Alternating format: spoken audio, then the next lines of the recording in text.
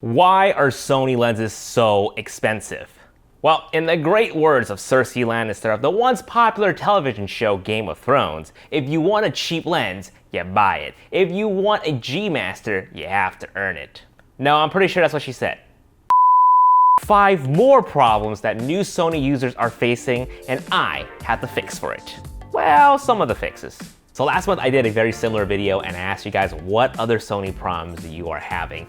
And a lot of you guys responded, my problem is that Sony lenses are super expensive.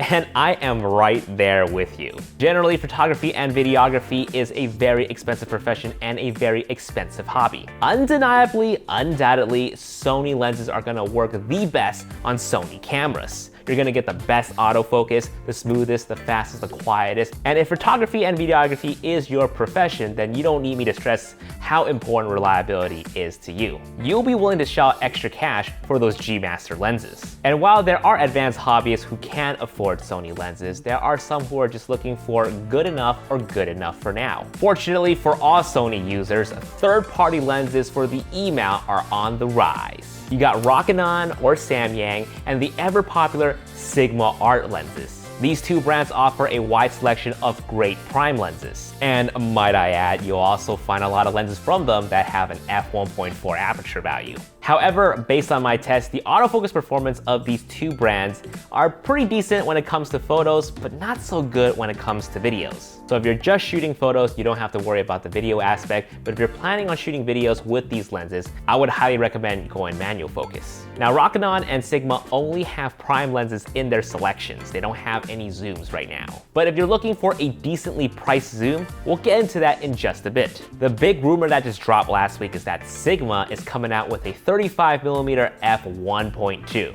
By the way, this is not 100% confirmed, but Sony Alpha Rumors is saying that they're 99% sure this is reliable information. Sigma will launch a new 35 f1.2, well, I think they meant like announcing sometime between July and August. This will be Sigma's first lens designed specifically for full-frame mirrorless, and because it's an f1.2 aperture lens, this will be the fastest autofocus lens in the FE lens lineup. If this is true, then this is very exciting. My gosh, 1.2, I can't imagine how big that lens is gonna be. But it seems like they're gonna be developing this lens specifically for mirrorless cameras, so they'll probably have to build this lens from ground up, meaning it should be smaller and lighter than it would be if it was designed for a DSLR, and have stellar autofocus performance, especially for video. But man, 1.2, that's insane. I know Canon has an 85 and a 50mm at f1.2, but it'd be pretty interesting to see how well autofocus tracks with f1.2 as an aperture. And we gotta ask ourselves this, how much bokeh is too much bokeh? All right, so moving on to some decently priced zooms for your Sony cameras, and you guys probably smelled it from a mile away. The Tamron 28-75 f2.8. Tammy is coming in strong. This lens have become such a meme in Facebook groups that anytime someone asks, what's the best lens for Sony, literally every single comment will say Tamron 20-75, Tamron 20-75, Tamron 28-75. And while it might seem like a funny response, it is actually true that Tamron 20-75 is a pretty damn good lens. It has fantastic autofocus in both photo and video department. Plus, it's $849 for an f2.8 zoom. Like, wow! And of course, there are a lot of people in the Sony world who are super excited that the 17-28 from Tamron is coming out. Rumor has it that they're gonna start the pre-order June 27th, which by the time you're watching this, it's probably already happening. And I believe the price for that is $899. I'm not too quite sure, but if the pre-order is available, it should be in the link in the description box below. And I urge you to pre-order it soon, because those are gonna sell out like hotcakes. Believe me, $900 each for these two lenses. Oh, it's really good pricing. Problem number 2, autofocus is not working. And yes, they are using compatible Sony lenses. Generally, new Sony users who are going through the menu for the first time, they're gonna run to this menu option called iStart AF, and when they click on it, it will say this lens is invalid. Just ignore that. I don't even know what that is, but eye autofocus does work. You just need to set it to one of your buttons on your camera. But if you are using the Sony a7 III, a7R III, a9, or the a6400, just make sure you are on the latest firmware. With the latest firmware, all you have to do is just half press the shutter and eye autofocus will automatically work on a subject. However, on the older Sony cameras, the a7R II, a7S II, a7II, a6500, a6300, you will need to press an additional button to trigger eye autofocus. Problem number 3, and this is an update to the issue that I presented in my first video. So apparently there are 2 different line issues that you could potentially run into, and the first one I presented still remains true. If you see these darker vertical lines over your photos, turn off electronic front curtain shutter and turn off silent shooting. Those lines are more apparent when you are shooting with a flash. However, 2 viewers have made it known to me that there's a different type of line issue that you could potentially run into. The first issue is not due to using flash, but due to the on-sensor phase detection autofocus. It's called phase detection autofocus striping, and it can be provoked by shooting subjects in strong backlight. The phase detection autofocus pixels are arranged in a stripe pattern, and in strong backlight capture, the light is slightly more intense, which is what you're seeing. This problem isn't exclusive to Sony, by the way, it's just the nature of the on-sensor phase detection pixels. I want to thank Marauding Masters and Anders Letterman for showing me the fix to share with you guys. So if you guys do run into this line issue, you guys can go to this website called the Aggregator Fix, and you can just drop in your RAW file, and this website will automatically convert your RAW file and fixes it for you. This fix is provided by Professor Hank Diaz, so you guys gotta thank him for that.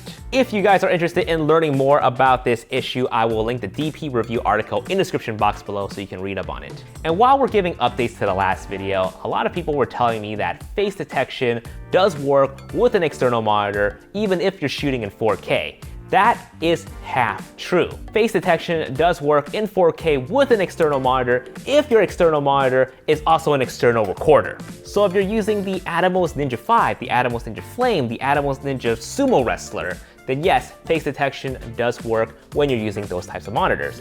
But if you're using an external monitor with no external recording capability, like the Small HD Focus or the Few World monitors, then unfortunately, no, face detection does not work in 4K if you're using an external monitor. Now, I'm not gonna go into details on how to get this to work on your camera because I'm not the one who discovered this, and I wanna give credit to Gerald Undone for showing it on his YouTube channel. So I'll link it up here. Go check him out, go watch a bunch of his content, and subscribe if you like what you see. And be sure to let him know that Jason Vong sent you there. Before we move on to the next set of problems, just a quick word from our sponsor. I'm sure you heard by now, Squarespace is an all-in-one platform to create beautiful and clean websites. Recently, Vivian and I launched our free filmmaking course, and we created a landing page to house all 5 tutorials. Creating this page took us no more than 30 minutes to put together thanks to Squarespace's user-friendly interface. Whether you need a website to build a portfolio or an e-commerce store, build it with Squarespace. Start your free trial today, and when you're ready to launch, go to squarespace.com/JasonVong to save 10% off your website or domain. Problem number 4, focus pulsing. So I've been watching a few vlogs lately where the person's just sitting down talking in front of the camera like this, and I noticed the edge in the corner of their screen kind of sort of having their own little house party. It's just kind of going back and forth, which I guess is okay if you're vlogging on YouTube. People on the internet are generally a lot more forgiving, but imagine this happened to you if you're shooting an interview. What you want to do is go to your menu and change your autofocus settings. Set the speed and tracking sensitivity to normal. And if you're on the other side of the camera, you can let the camera autofocus on your subject first and then toggle to manual focus to prevent that focus pulsing. Problem number 5. Help, I cannot open my Sony RAW files. Typically, the people who are asking that question is still using Lightroom 5 or an older version of Lightroom and Photoshop. If you are on Adobe Creative Cloud, just update your Lightroom Classic or Lightroom CC, and they should be able to open your Sony RAW files unless it's a completely brand new Sony camera. It just got released, and the software hasn't been able to update to accommodate that yet.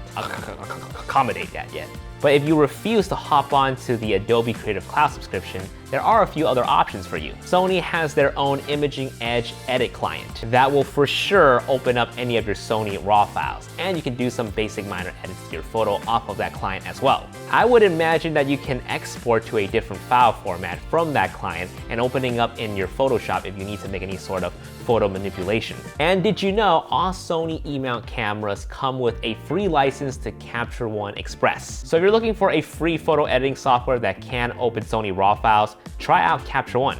Alright folks, you know the drill. Let me know what other problems you have with your Sony in the comments down below. And if I see another common trend of 5, I will make another video next month addressing them. Thanks for watching guys. I'll see you guys in the next video. Peace.